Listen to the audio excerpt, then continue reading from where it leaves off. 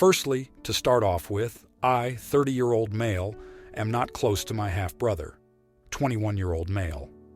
But we do have some contact. There's background, but I'll first explain the issue. So my husband, 31-year-old male, and I have just become dads to a son. We named my son after my late grandfather. Not his first name, but a name that makes me think of him and one that others associated with him. My half-brother was not related to my grandfather, but he wanted to be.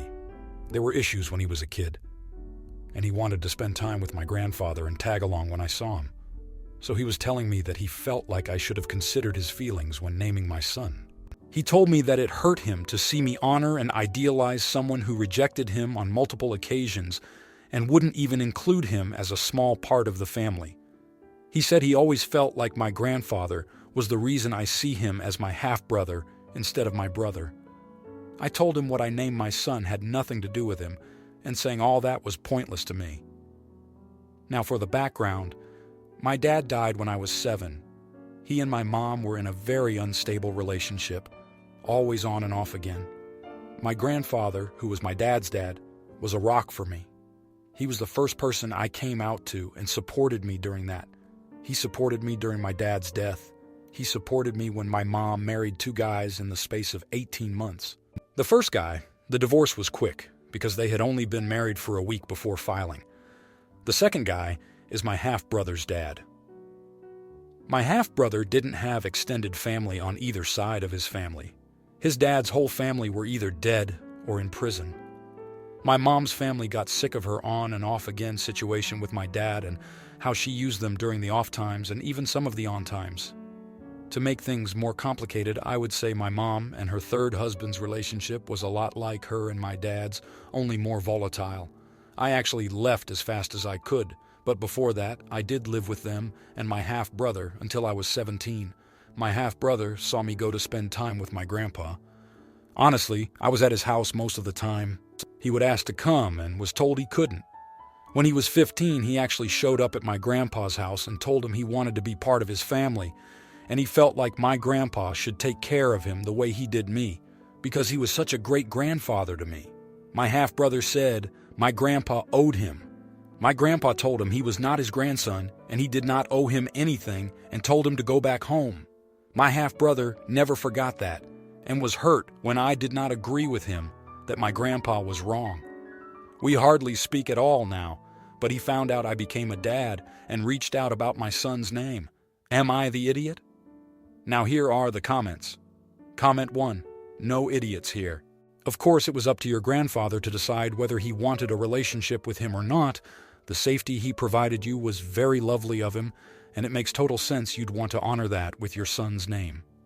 Having said that, I still think it would be good for you to have a think about what your home situation would have been like if you had no escape. Think about what it would take for a 15-year-old boy to beg someone for love, and how it would have felt to be rejected. Your half-brother wanted a family. He wanted a loving big brother. But your household was in such turmoil. You had your hands full just surviving, and you had terrible role models for emotional maturity anyway, apart from your grandfather. But now you have a son, and you and your husband are going to be his role models. He's going to learn how to be a kind and loving human from you. You can look at him and imagine how devastating it would be if he was to experience what you and your half-brother went through. So if you feel up to it, it would show a lot of compassion to reach out to your brother and tell him that, while you disagree with him about the name, you understand why he's hurt from your childhood.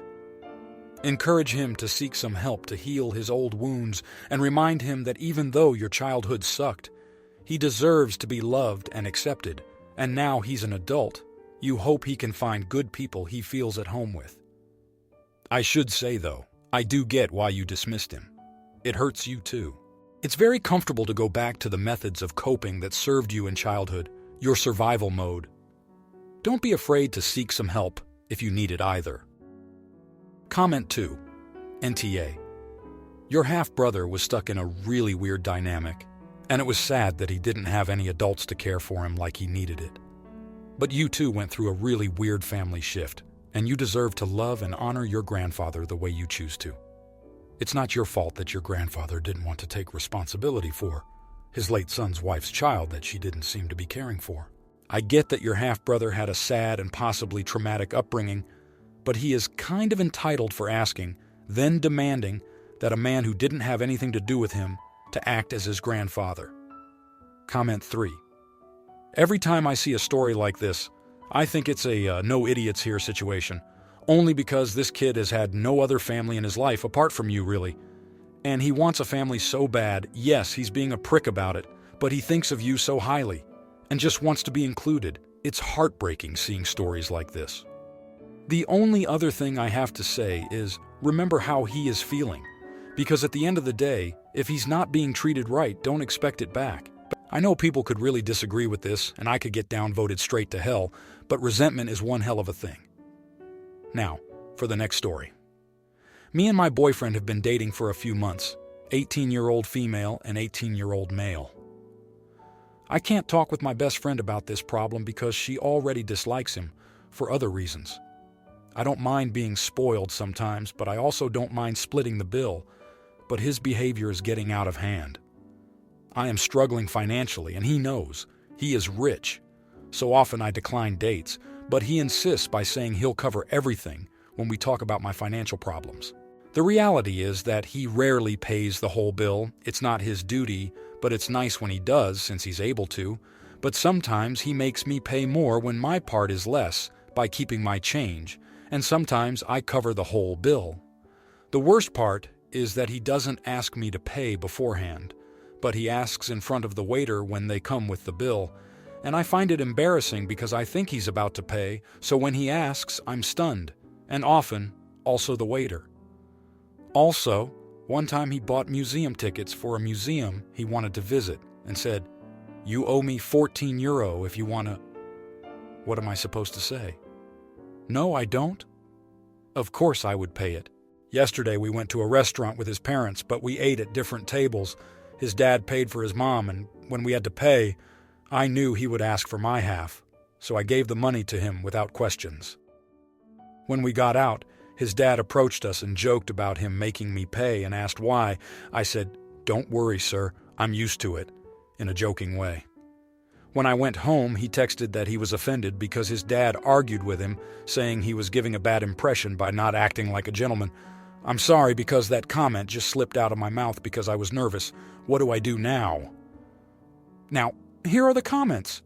Comment 1. Not the idiot. He offers to cover your cost, knowing that you can't afford to go out a lot from previous financial discussions, and then makes you split the cost anyway. This is a form of gaslighting. He deserved to be embarrassed in front of his dad. Maybe he'll stop this behavior. If he's offering to pay, he should pay. Period. If he wants to split things, he should tell you that up front so you can decide if you want to go out or not beforehand without putting you on the spot and expecting money when you're in a hard place financially. And he should never steal your change if you're splitting costs. If he throws that at you last second again, I would ask the waiter, waitress to do separate checks so you can pay your share and he can pay his. Just make sure you're keeping your own ordering within your budget in case this happens. I would break up with him, though, if this is a consistent issue. You're obviously not on the same page when it comes to financial expectations and spending habits. That's hard to get through, speaking as someone who has been there. Comment 2. Not the idiot. Seriously, why are you with this guy? Also, one time he bought museum tickets for a museum he wanted to visit and said, "You owe me 14 euro if you want to." What am I supposed to say? No, I don't. Of course I would pay it. No one who cares for their partner would pull this bullshit. If you bought tickets to something you like and invite your partner, it should mean you want to share your interests and hobbies with them. It should be inviting you out to a stress-free date to enjoy time together. What the frick is this? I already got the tickets without asking if you wanted to go, so now you owe me bullshit. Please have some self-respect, and if you won't dump him, at least stand up for yourself and tell him that kind of behavior is not acceptable. It shouldn't be an, "Of course you will pay it." It should have been a, "I'm not interested, have fun and enjoy yourself." Comment 3. Not the idiot. You're European, so it is more common that couples split the bill evenly. Still, he is breaking his promise to you in promising to pay, luring you to a place you would not otherwise choose and sticking you with the bill. Most importantly, if he's rich at 18, this seems like it's actually Daddy's money. So Daddy has a right to know how it's being spent. The fact that he was surprised his son was not paying is telling, and I imagine your boyfriend has been essentially embezzling money from his parents they thought were paying for his dates with you. He sounds immature and not worth your time. Now, for the next story. I, 32-year-old male, white, am potentially in trouble at work, but I don't really think I deserve it. My co-worker, Anna, around 23 years old, Asian, is new at our office, and she brings her own lunch on days we don't have a food truck. On Thursday, yesterday, she brought in a homemade stir-fry and used our shared microwave in the break room to warm it up. I was in the room when she took it out of the microwave, and it smelled really good. I asked her about the recipe, and she told me it was just a mix of ingredients and spices thrown together to avoid wasting any vegetables that might go bad soon. When I was complimenting her on how good it smelled, I also mentioned that some other people at the office might think it has a strong smell or is too different, as in, people who are racist tend to look down on different things. I have read stories about microaggressions when it comes to people of color and the food they bring in, and I wanted to warn her that she might not want to bring it in anymore to avoid any negative experiences. I made it clear that I personally liked the smell. I guess a couple of the other co-workers in the room overheard our conversation, because after Anna left the room, some of them quietly told me how it was inappropriate for me to have said that. I told them that it's true, that ethnic food gets ridiculed for smelling too strong, and that I disagreed with that. But I also think she would face less harassment if she didn't bring in that food anymore. One of my other co-workers then said that I was the only one harassing her, and making insinuations that her food is problematic, plus the fact that she hasn't even been bringing in her own food that often since she just started last week. So there couldn't have been an opportunity for this hypothetical harassment to happen to her. I just wanted people, even the difficult ones at the office, to make her feel welcome. I left work that day not thinking anything of it, until the following morning, where I hear from a different coworker that Anna talked to our HR department about the conversation and how she was hurt. I'm a bit frustrated as to why she didn't talk to me about it first, since it was just a misunderstanding and that I'm looking out for her. I did notice that today she was trying to avoid me, which is unusual and a bit heartbreaking. I just want to work things out. I wanted to be a friend to her and help her out since this is one of her first jobs out of college, but this has been blown out of proportion. Now my coworkers think I'm racist, but I really try my best to be supportive. But then again, what do I know? So, am I the idiot for telling her that her food might be a bit overwhelming for other potentially racist people in the office to handle? Now, for the next story. My sister married her husband many years ago, and he was decent for quite some time. But, over the past 10 years or so, has turned into a verbally abusive monster. He blows up over the slightest inconvenience, refuses to help with kids, barely does the minimum, and is even verbally abusive to my mother, who is in her 70s. She helps with their kids during the week and on vacations.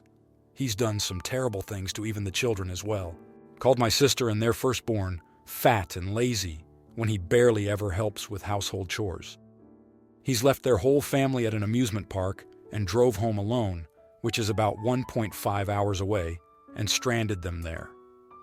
Luckily, it was an extended family meetup, and they were able to get a ride home. A lot of the time, he's projecting his insecurities, and lately it's been blatantly obvious. I try not to get into their arguments and let a lot slide. I just don't talk to him much when we get together as a family, but I've reached my breaking point recently. They took a trip with my mother, and he misplaced his wallet into one of my sister's bags. He went into a narcissist rage and unleashed on my sister and my mother. He said some hurtful things before. Even said to my mother, "Why don't you die already?" Which I don't know how I let that slide. This time he said a lot to my mother as she was defending my sister from his verbal assaults. A few things he said: "You're the reason your husband, my father, died early. He passed away years ago to a heart attack. For some reason, he brought me into this assault as well, which I won't get into. That was the last straw for me, attacking my mother and father, let alone being a terrible person to his family as well. After this happened, my mother told me all about the verbal fight. She was so mad at him, she grabbed him and wanted to strike him. I was so angry that I wanted to go over to his house and lay into him. I realized that would solve nothing, so I decided to not be involved with anything that he is present. I just can't let this slide, and if I see him again, I'm going to confront him about everything he said and did. My youngest nephew's, their son, birthday is coming up, and I said I would not attend if he is there. I don't want to cause a scene or argument and ruin his 4th birthday. My sister was upset that I didn't want to attend and even told me to just ignore him and show up for the kids. I just can't let any of this go, and I am even so angry talking about it. He never faces any consequences for his actions, and I tried to let my sister know she is a verbal abuse victim, but she wants to stay with him for the house and kids, which I think is just selfish. Am I the idiot for refusing to be anywhere near him for any family function? Now here are the comments. Comment 1. Not the idiot. He gets away with it because everyone lets him. Your sister lets him. He's abusing her, and it's almost impossible to stand up for yourself in those situations. She has normalized and rationalized his behavior in her head so much that she doesn't even realize what he's doing is wrong anymore. She needs people to show her that it's wrong. Refusing to be around him is one such consequence. If you are around him and he starts to be verbally abusive again, call the police. Immediately. Describe loudly what he is doing. It's amazing how quickly that can knock some sense into people. Your sister might double down or she might be relieved. Either way, make a stand. Tell your mother that you think she should also refuse to ever be around this heinous man again. If they want childcare, your sister brings the children to her, never her husband, and any insults to her mean the children must leave. I also recommend that you contact CPS about his behavior. Children raised in abusive homes suffer enormously. If your sister can't protect them, you should. Comment 2. Not the idiot. I'm so sorry this would be so tough. Of course, you have to distance yourself, as it's the only sane thing to do. I would tell my mom and my sister exactly why I'm distancing myself. Let your sister know that as soon as she wants to get out, for her safety and the safety of the kids, you will help her. I'd keep an eye out for reportable things and contact CPS. This AH is abusive, and your sister is unfortunately letting him around the kids. One note though, can you still reach out to your nephew? Maybe take him for birthday ice cream. I grew up with an abusive father, and I am still hurt by knowing that many people saw it and didn't do anything. They also distanced themselves from him and therefore the family, leaving me there with him. Hopefully your nephew can look back and know you did your best while still taking care of yourself. Comment 3. Not the idiot. You should really plan something with your mom, like offer to take your nephew out for a weekend while your mom takes her to get some help, i.e., how outside uninvested people involved whom can help with her insecurities over the well-being and safety of a home and her kids. One day verbal will escalate. Be ready. Have plans in place to protect her and the kid. Even if it's just, oh, we've had something planned for his birthday and only a few adults can come because it's a surprise. If you like this video, you'll probably like these too. Also, while you're here, please consider subscribing. It's your support that keeps this channel alive and allows me to make better and longer videos. Have a great day!